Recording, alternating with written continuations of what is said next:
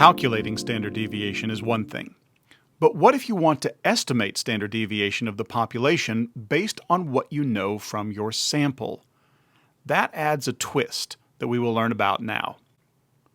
Recall that our ultimate goal is to describe the population of scores.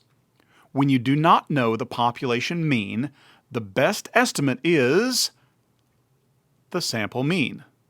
They're always the same.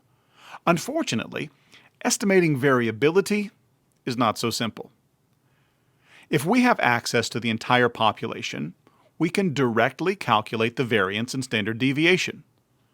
Most of the time, however, we have neither the time nor inclination nor the ability to measure the entire population. Instead, we measure a sample drawn from the population and then use what we learn from the sample to estimate the value for the population. When we don't know the population scores, we must estimate. So let's clarify the difference between computing and estimating. When you compute the standard deviation of a sample, you use n in the denominator. You can do this because you have all of the scores from the sample.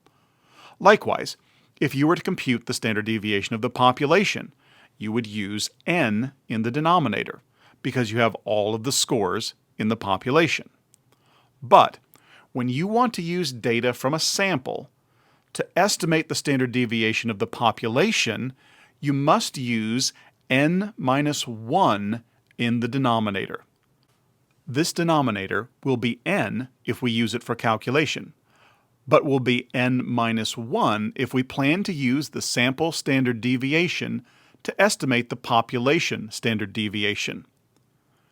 So this is the final formula that you should use from now on if you plan to calculate the standard deviation from sample data to be used to represent a population parameter.